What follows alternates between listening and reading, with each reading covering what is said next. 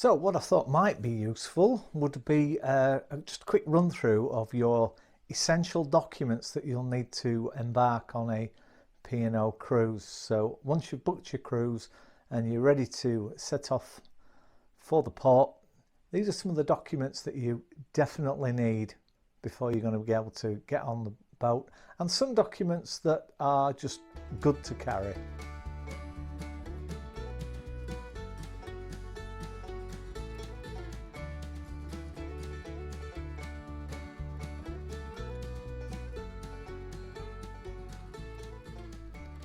So some of the documents that you definitely need, and one of the most important thing is your boarding pass. So one for each passenger. It tells you on here where the cruise liner is going to berth, which terminal it will be at. It also gives you information on your cabin number, your muster station, and the actual cruise that you're on.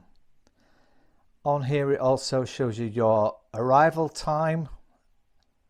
So in this case it's 3 o'clock in the afternoon, and this is the time you're supposedly going to arrive at the port, give or take half an hour or so. It doesn't matter if you're after this time, but you don't want to arrive too early because they're just going to make you wait. The final boarding time is, of course, much as an aircraft would be, departure time, time that the boat would be full. They would take the gangplanks in, everybody would do their muster, and then we would hopefully set sail. So boarding pass, definitely required. These are your luggage labels. So what you do with these is put them around your handles and simply put some staples through them, and I always put a bit of sellotape over the staples so that people don't cut their hands on them. You print these off yourselves, fold them, and I always just laminate them.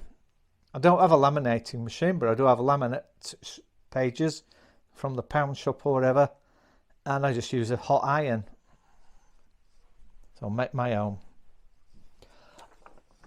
Not strictly speaking essential, but always a good idea, and that is to have a copy of your original invoice and the itinerary of the cruise, just so if there's any discrepancy about anything that you may have booked or not booked. So something that is definitely required, and certainly P&O will require to show this when you're embarking, or they normally do, and that is your travel insurance, that you do have adequate travel insurance that covers you for cruising.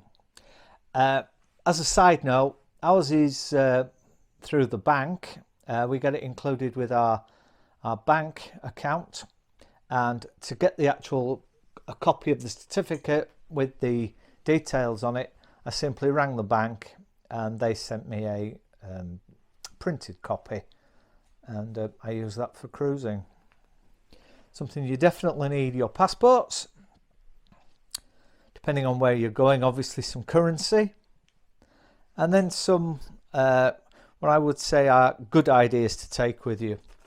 One is, if you're on any kind of medication, it would be a copy or copies of your prescription, just in case. Also, what used to be the European health insurance card, well, these are still valid in a lot of European countries, and there is in fact a new one. I think it's called the International, I'm not quite sure, but again, you can still apply for these and get them, although they've changed the name of it now. This is still valid. This runs out in 2025. And finally, something that I would just take if you can, and that is a copy of if you've got a COVID vaccination certificate with all your COVID injections on. Even though there's no requirement for it anymore, you don't have to, you could carry it on your phone, but just in case, you never know. Things change very quickly in this world now, so I would always carry something like that. It doesn't take up much room, and it's there.